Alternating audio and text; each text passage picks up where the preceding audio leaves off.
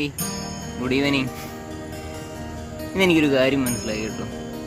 ഈ ലോറിക്കാരുള്ള കാലം വഴി കിടന്ന് ചാകേണ്ടി വരികയില്ല. യാതൊരു മുൻപരിചയമില്ലാത്ത ആളുകൾ. ഇനി ജീവിതത്തിൽ ഒരിക്കലെങ്കിലും ഇവരെയൊക്കെ കാണുമോ, ഒരിക്കൽ കൂടി ഇവരോടൊക്കെ സംസാരിക്കാൻ പറ്റുമോ, ഇടപെടാൻ പറ്റുമോ എന്നൊന്നും അറിയില്ല. പക്ഷെ അവരെല്ലാം എന്നെ സഹായിക്കുന്നു. ഈ പ്രകൃതി തന്നെ അവരെ വിടുന്നതായിരിക്കാം. അല്ലെങ്കിൽ എൻ്റെ എന്താ പറയുക, എൻ്റെ യോഗം കൊണ്ടായിരിക്കാം ഇന്നും ഞാൻ സേഫാണ്. ഒരു സേഫായ പ്ലേസിൽ തന്നെ എത്തി. ഈ ലോറി നമ്മുടെ സഹായത്തിനെത്തി. അതിൻ്റെ കൂടുതൽ വിശേഷങ്ങൾ നമുക്ക് കാണാം. Okay, morning. ഇന്ന് നമ്മൾ കുറച്ച് വൈകി, ഏതാണ്ടൊരു 11:30 ആവാറായി. നമ്മൾ അടുത്ത സ്ഥലത്തോട്ട് പോവുകയാണ്.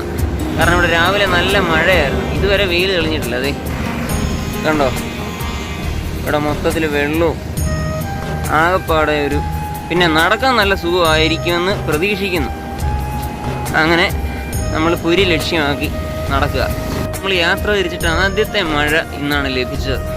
ഇന്ന് വളരെ ഭംഗിയുണ്ട് ഈ പ്രകൃതി കാണാൻ. മൊത്തത്തിലൊരു പച്ചപ്പും ഒക്കെ ആയിട്ട് ഇതാ കണ്ടോ. ആകാശമൊക്കെ ആണെങ്കിലും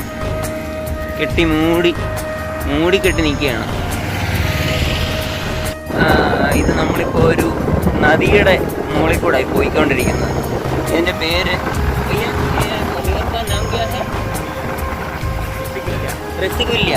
റസിഗുല്യ എന്ന് പറയുന്ന ഒരു നദിയാണ്. അതിൻ്റെ മുകളിലൂടെയാണ് നമുക്ക് പോയിക്കൊണ്ടിരിക്കുന്നത്. आपका नाम बोलो? കിഷോർ ഭായിയാണ് നമുക്ക് രാവിലെ വിളിച്ച് തന്നിരിക്കുന്നത്. എന്തായാലും നമുക്ക് അങ്ങോട്ട് ചെല്ലാം.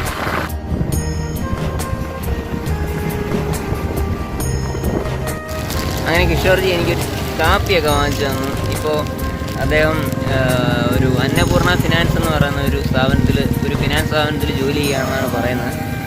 ഇവിടുത്തെ സ്ത്രീകൾ ഇങ്ങനെ ജോലിക്ക് വരാനായിട്ട് വരുന്നതാണ്. കണ്ടോ, ഇവരൊക്കെ എന്തോ ജോലി സ്ഥലം പോയിട്ട് വരുന്ന വഴിയാണെന്ന് തോന്നുന്നു. നമുക്ക് നേരെ അങ്ങ് പോയേക്കാം. ഇവിടെ ഈ പറഞ്ഞ പോലെ പ്രത്യേകിച്ച് എല്ലാം നമ്മുടെ ആന്ധ്രയിലൊക്കെ കണ്ട കാഴ്ചകളൊക്കെ തന്നെയാണ് ഇവിടെ ഉള്ളത്. അത് കാരണം എനിക്ക് വീഡിയോ എടുക്കുന്നതിനോടുള്ള ഒരു വിമുഖത വന്നു തുടങ്ങിയിരിക്കുന്നു. അടുത്ത ആളെ കിട്ടിയായിരുന്നു. ഇദ്ദേഹം ഒരു ഇന്ത്യൻ മിലിറ്ററിയിൽ ജോലി ചെയ്യുന്ന ഒരാളാണ്. അപ്പോൾ രാഹുൽ എന്നാണ് അദ്ദേഹത്തിൻ്റെ പേര്. പുള്ളിയെ നമ്മളെ ഒരു 2 കിലോമീറ്ററോളം ദൂരം ഇങ്ങോട്ട് എത്തിച്ചു. അപ്പോൾ നമുക്കിനി അങ്ങോട്ട് യാത്ര തുടരാം. ഓക്കെ, നമ്മളിതാ Chilika wild life division ബലുഗാവൺ Khordha എന്ന് പറഞ്ഞൊരു സ്ഥലത്തേക്കാണ് കയറിയിരിക്കുന്നത്. അവരുടെ ഒരു വെൽക്കം ബോർഡൊക്കെ കണ്ടു. ഇനി എന്തൊക്കെയാണ് നമ്മളെ കാത്തിരിക്കുന്നതെന്നുള്ളത് നമുക്ക് നേരിട്ട് അനുഭവിച്ചറിയാം.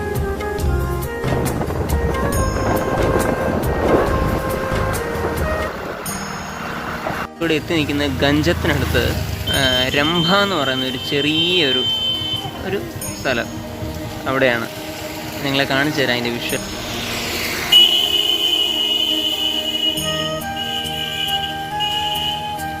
അവിടെ ഒരു മാർക്കറ്റ് ഉണ്ട് ദൂരെയായിട്ട്. നമുക്ക് ഇപ്പോൾ ഒരു പുതിയ ഒരാളെ കൂടെ ലിസ്റ്റ് കിട്ടി. അദ്ദേഹത്തെ നമുക്ക് പരിചയപ്പെടുത്താം. പുള്ളി പുരിയുടെ ആ ഭാഗത്തേക്കാണെന്നാണ് പറയുന്നത്. നമുക്ക് എന്തായാലും ഒന്ന് പോയി നോക്കാം.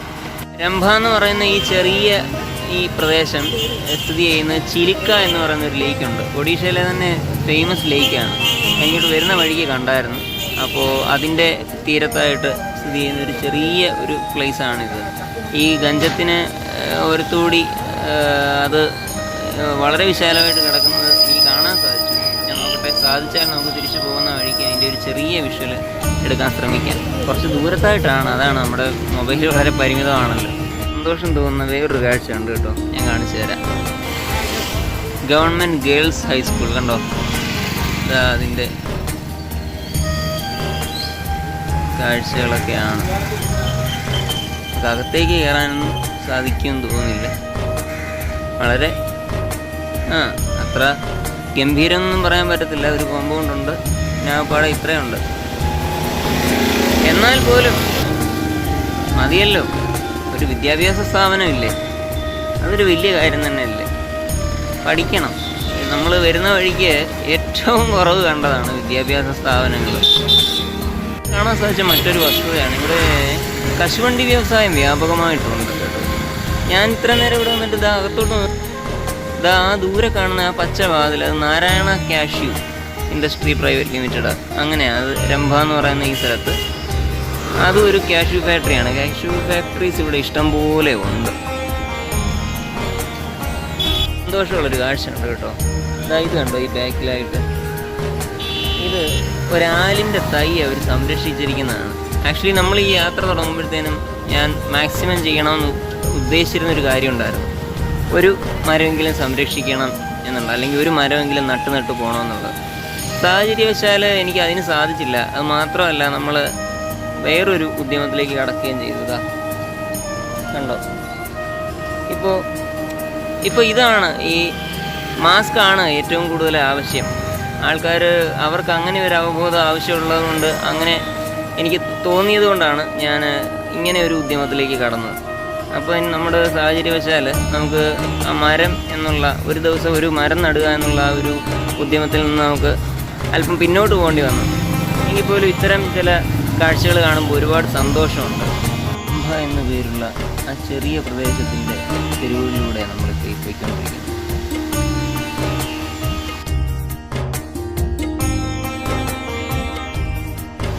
ആ മലയുടെ താഴെയായിട്ട് നീണ്ടു പരന്ന് കിടക്കുന്നതാണ് മുമ്പേ ഞാൻ പറഞ്ഞ ജലാശയം. അതിന് കൂടുതൽ വിഷ്വൽസ് നമുക്ക് കിട്ടാൻ യാതൊരു നിവൃത്തിയില്ല. അത് കൗതുകം തോന്നി. ഈ ഒരു പ്രദേശത്ത് തമിഴ്നാടിൻ്റെ പേരിൽ ഒരു ഹോട്ടലും പിന്നെ ഒരു ലോറി പാർക്കിംഗ് കേന്ദ്രവും ഒരു ചെറിയ വർക്ക്ഷോപ്പും എല്ലാം.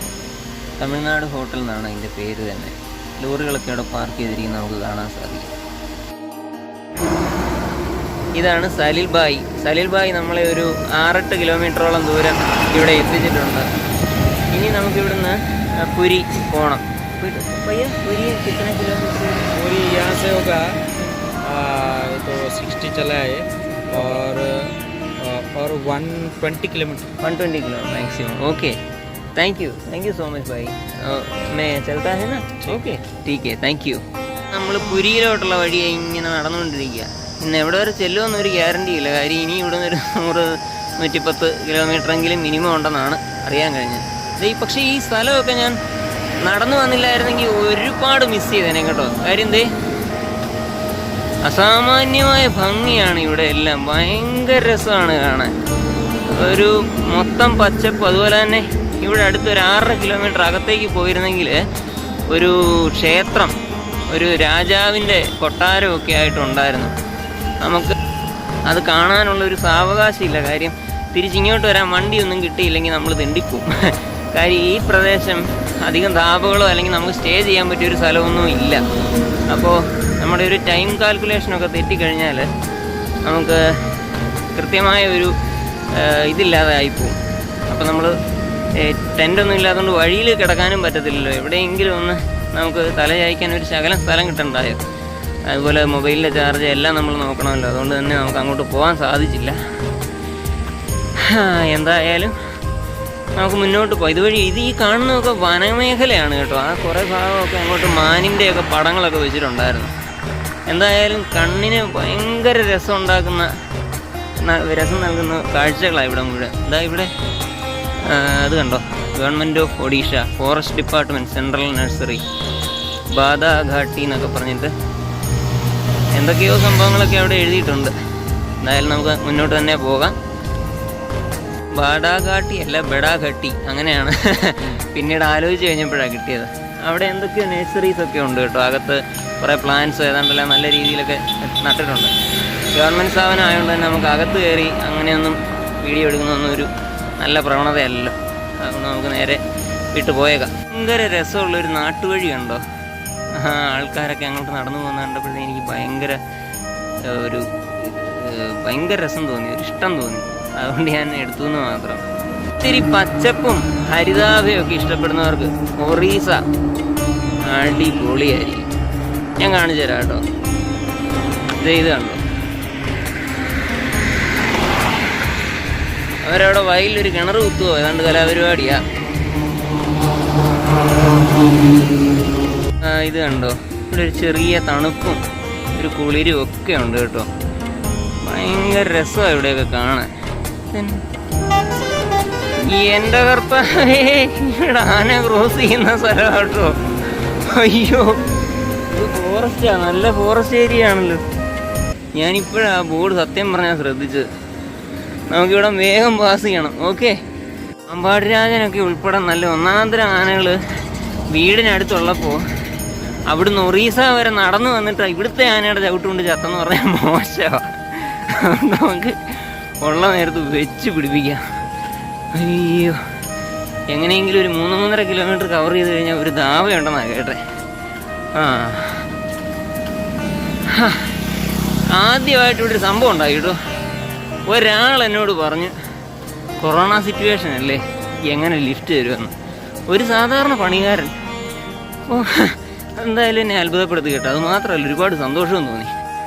അങ്ങേരെങ്കിലും അതിനെപ്പറ്റി ഒരു ബോധമൊക്കെ ആണല്ലോ. ഓക്കെ, കാണാം. ഇല്ല, ഒരു ഭയങ്കര ലേക്ക് ഒരെണ്ണം ഉണ്ടെന്ന് ഇവിടെ. അതിവിടെ നിന്ന് കഴിഞ്ഞാൽ ഒരു ശകലം വ്യൂസ് നമുക്ക് കിട്ടുന്നുണ്ട് കേട്ടോ. ഞാനൊന്ന് കാണിച്ചു തരാം. ഇതേ കണ്ടോ അങ്ങ് ദൂരെ.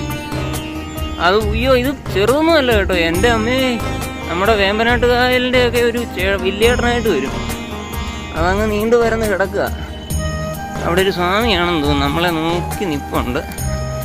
നമുക്കെന്തായാലും അങ്ങോട്ട് തന്നെ പോകാം. ഓക്കെ, ഇവിടുന്ന് 2 സുഹൃത്തുക്കളെ കിട്ടി, 2 പാവം മനുഷ്യർ. അവരെ വഴിയെ പരിചയപ്പെടുത്താം കേട്ടോ.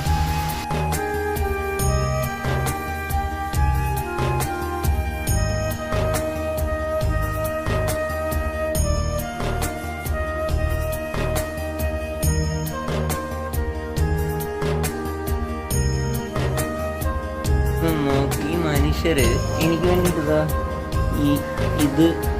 ഈ ബിസ്ക്കറ്റ്, പിന്നെ അവിടെ ഒരു സ്പ്രൈറ്റ്, ഇതെല്ലാം വാങ്ങിച്ചാൽ ഇതൊന്നും വേണ്ടാന്ന് പറഞ്ഞിട്ട് ഇവർ സമ്മതിക്കുന്നില്ല. ഞാൻ എന്ത് ചെയ്യാൻ പറ്റും? ഇനി മൊത്തം ഞാൻ തന്നെ ചുമ്മുകയും വേണം. പാവം മനുഷ്യർ. ബായിയുടെ പേര് ശ്രീകാന്ത് എന്നാണ്, ആൻഡ് ജിതേന്ദ്ര. ഇവർ 2 പേര്. അതിൽ ബായി താമസിക്കുന്ന നമ്മുടെ അമ്മ സിമെൻറ്റ്സ്, തമിഴ്നാട് ബേസ് ചെയ്തിട്ട് പുള്ളി ജോലി ചെയ്യുകയാണ്. ഇവിടെ 2 സുഹൃത്തുക്കൾ മലയാളികളുണ്ടായിരുന്നു. അവരെ വിളിച്ച് എന്നോട് സംസാരിപ്പിച്ചു. എന്നിട്ട് എന്തെങ്കിലും ഹെൽപ്പ് വേണമെങ്കിൽ അവരെ വിളിച്ചാൽ മതി എന്ന് പറഞ്ഞു. ഇതിനൊക്കെ എങ്ങനെയാണ് നന്ദി പറയേണ്ടതെന്ന് എനിക്ക് അറിഞ്ഞുകൂടാ. ഓക്കെ ഭയ്യ, ഈ സ്ഥലത്തിൻ്റെ പേരെന്താണ്? ഈ പ്ലേസ് का नाम क्या है? ബെച്ചിപ്പൂർ എന്ന് പറയുന്നൊരു സ്ഥലം വരെ നമ്മൾ എത്തിയിരിക്കുകയാണ്. ഇത് തിരക്കില്ലാത്തൊരു ടൗൺഷിപ്പ്. നമുക്ക് കാണാം ബാക്കി. ഓക്കെ, അവർ നമ്മളെ ഇവിടെ വരെ കൊണ്ടുവിട്ടു. ഇതേ സ്പ്രൈറ്റോ എന്തെല്ലാം ഒരു വലിയ തംസപ്പിൻ്റെ കുപ്പിയൊക്കെയാണ് വാങ്ങി തന്നെ. ഞാൻ തന്നെ അത് പറഞ്ഞിട്ട് തിരിച്ചു വെച്ചിട്ട് ഇതെടുത്തു. എന്ത് ചെയ്യാൻ പറ്റും ഇതുപോലെ. ബായ്.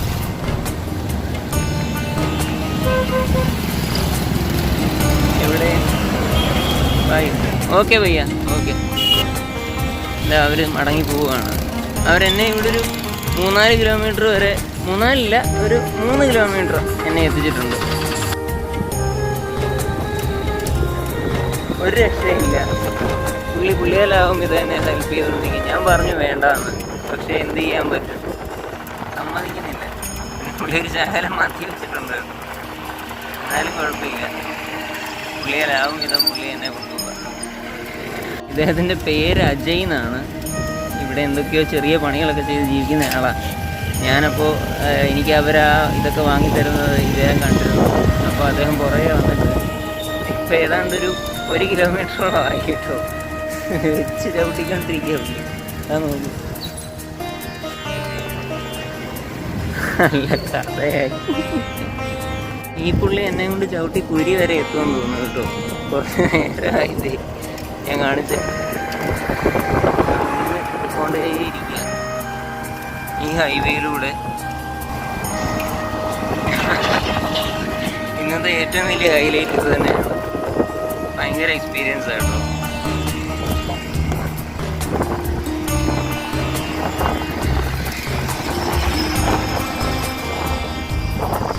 മഞ്ഞ നിറത്തിൽ, ഇപ്പം മഞ്ഞയല്ല, പിങ്ക് നിറത്തിൽ കാണുന്ന ആ കെട്ടിടം, അത് ആണ് അദ്ദേഹത്തിൻ്റെ ഗ്രാമം എന്നാണ് പറയുന്നത്. പുള്ളി ഏതാണ്ട് ആ ഒരു ഭാഗം വരെ നമ്മളെ അവിടെ എത്തിക്കും. ये आपका तेलुगु है? तेलुगु नहीं भैया, मैं मलयाली हूँ, केरला. मेरे को तेलुगु आता है ना. ओ तेलुगु आता है ना, ओके. मैंने को तेलुगु नहीं आता भैया.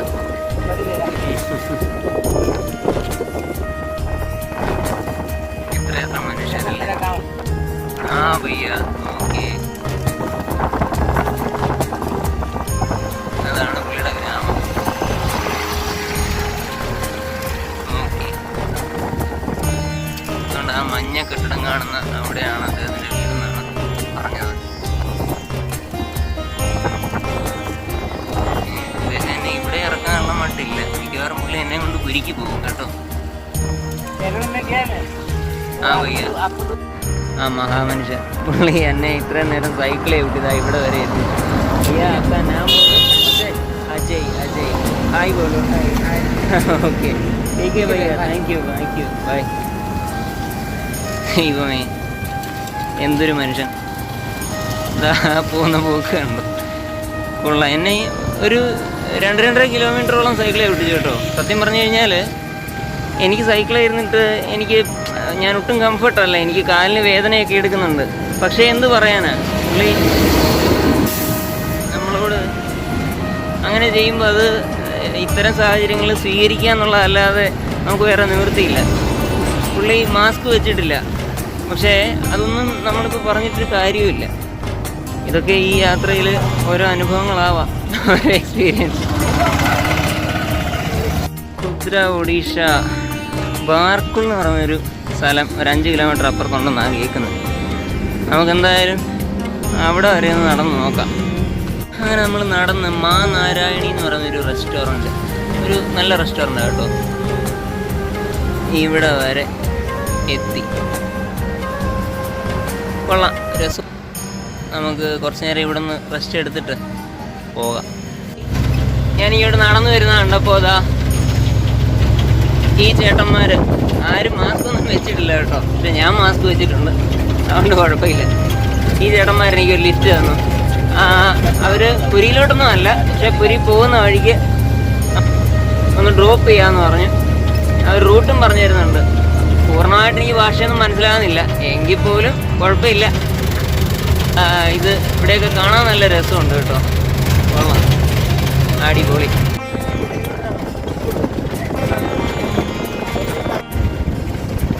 നമ്മളിപ്പോൾ ബലുഗോൺ എന്ന് പറയുന്നൊരു സ്ഥലം എത്തി. ഓർദ എന്നൊക്കെ പറഞ്ഞിട്ട് ഒരു സ്ഥലത്തേക്ക് നമ്മളിപ്പോൾ കയറിയിരിക്കുകയാണ്. ഇതൊരു വലിയ ട്രെയിലറാണ് കേട്ടോ. ரொம்ப മല കണ്ടിട്ടുണ്ട് കേട്ടോ. അയ്യോ, ഇത് കണ്ടോ, അതിലേക്ക് വെയിലടിച്ചിട്ടൊരു പ്രത്യേക രസം.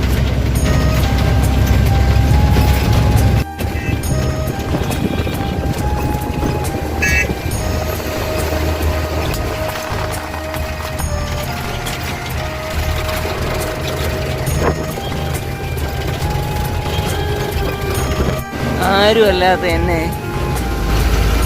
ഈ ലോറിയിൽ കയറ്റി പുരിയിലേക്ക് ഉള്ള അവർ കയറ്റി വിട്ടിരിക്കുക. എന്നാ ഈ ചേട്ടനെ പറഞ്ഞ് ഇടപാടും ചെയ്തു. എന്നെ വഴിയിൽ കണ്ടതേ ഉള്ളൂ.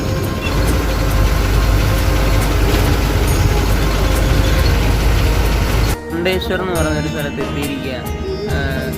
ഇതാ നിൽക്കുന്ന ചേട്ടനെ കണ്ടോ, ആ നേവി ബ്ലൂ, അദ്ദേഹമാണ് ഇതാ ഈ വണ്ടിയുടെ ഡ്രൈവർ. ആ വണ്ടിയിൽ എന്നെ ഇവിടെ കയറ്റി കൊണ്ടുവന്ന് എനിക്കൊരു ചായയും ഈ മിനറൽ വാട്ടറൊക്കെ വാങ്ങി തന്നു. ഇതിനൊക്കെ ഞാൻ എങ്ങനെയാണ് നന്ദി പറയേണ്ടതെന്ന് പോലും എനിക്ക് അറിഞ്ഞില്ല. സ്വീകരിക്കുക.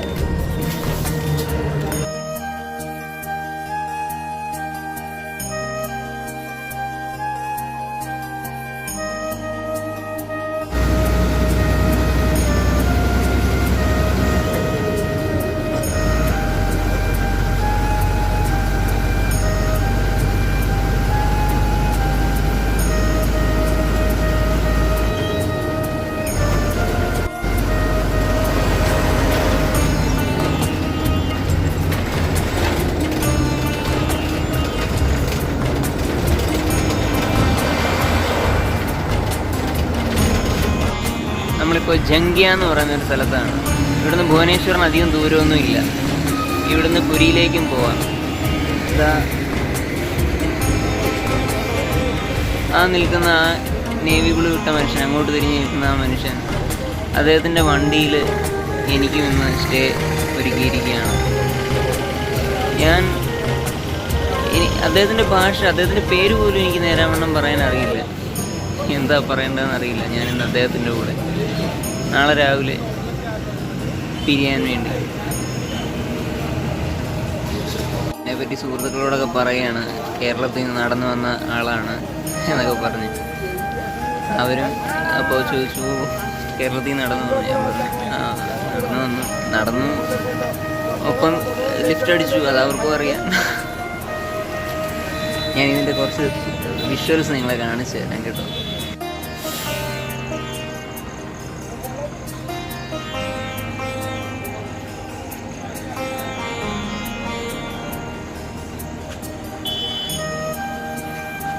ഇതൊരു വലിയ ധാബയാണ്.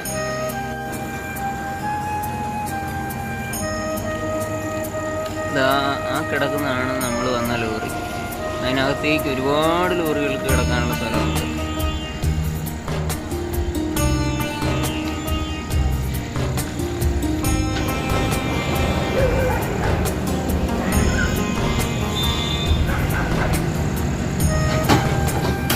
അതുകൊണ്ടോ എത്രയോ വിശാലമായ ഒരു ഏരിയയാണ്. ചള്ളയുണ്ട്, വൃത്തികേടാണ്, ഒക്കെ ശരിയാണ്. പക്ഷേ എങ്കിൽപ്പോലും വളരെ ബൃഹത്തായിട്ട് എനിക്ക് തോന്നുന്നു. അങ്ങേറ്റമൊന്നും കാണുന്ന പോലുമില്ല. ആ ലോറിയൊക്കെ ഒരു കുഞ്ഞു പൊടി പോലെ കിടക്കുന്നുണ്ട് എത്രയോ ദൂരം.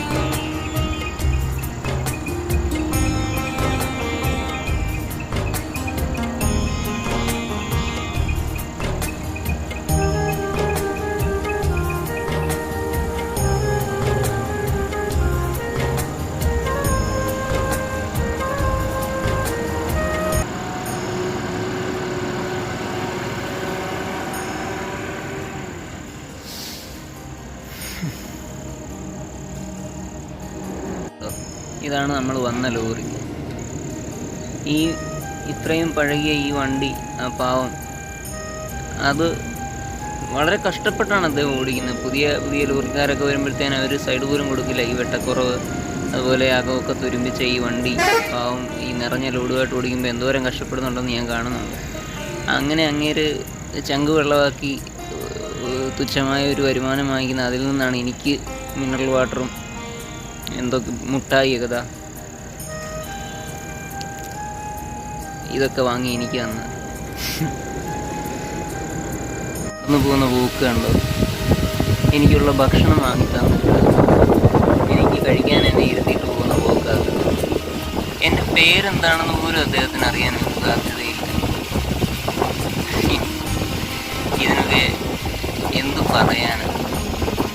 വലിയൊരു നാൻ, അതിൻ്റെ പകുതിയെ ഞാൻ എടുത്തിട്ടുള്ളൂ. ബാക്കി പിന്നെ ഇതാ ഇവരുടെ എല്ലാം ഭക്ഷണ ശൈലിയുടെ ഒരു ഭാഗമാണ്. ഇത് ഉപ്പാണ്, ഇത് സവോള 2 എണ്ണം, പിന്നെ പച്ചമുളക്. ഈ നമ്മൾ എവിടുന്ന് പാഴ്സൽ വാങ്ങിച്ചാലും ഈ സാധനങ്ങൾ കിട്ടും. ഇദ്ദേഹം എനിക്ക് മീൻകറിയോ മറ്റോ വാങ്ങിച്ചുകൊണ്ട് വന്നേക്കാണ്. ഞാൻ പക്ഷേ കാര്യമായിട്ടൊന്നും കഴിക്കില്ല, പക്ഷെ എന്ത് ചെയ്യാൻ പറ്റും. ഏതാണ്ട് നീണ്ട 10 വർഷക്കാലം നോൺ വെജ് കഴിക്കാതെ വരുന്ന ഒരാളാണ് ഞാൻ. ഇപ്പോൾ ഇവിടെ അദ്ദേഹം വാങ്ങി തന്ന ഈ ഞാനും ഈ മീൻകറിയും ഇത് കഴിക്കുന്നു. ആ 10 വർഷക്കാലവും എന്നോട് സംബന്ധിച്ച കുറേ അധികം പേർക്ക് ഈ ഒരൊറ്റ കാരണത്തിൻ്റെ പേരിൽ കുറേ ബുദ്ധിമുട്ടുണ്ടാക്കി എന്നുള്ളത് ഒഴിച്ചാൽ വേറെ പ്രത്യേകിച്ചുള്ള ഗുണമൊന്നും ഉണ്ടായതായിട്ട് ഞാൻ ഓർക്കുന്നില്ല. നമ്മൾ ഭക്ഷണത്തിൻ്റെ കാര്യത്തിൽ റിസർവ് ആകുമ്പോൾ നമ്മളുടെ കൂടെ നിൽക്കുന്നവർക്കും നമ്മളെക്കൊണ്ട് സത്യം പറഞ്ഞാൽ ഒരു ബുദ്ധിമുട്ടുണ്ടാകുന്നുണ്ട്. അവരത് പുറത്ത് പറഞ്ഞാലും ഇല്ലെങ്കിൽ നമ്മൾ കിട്ടുന്ന ഭക്ഷണം സംതൃപ്തിയോടെ കഴിക്കുക. അതാണിപ്പോൾ എൻ്റെ ഒരു പോളിസി.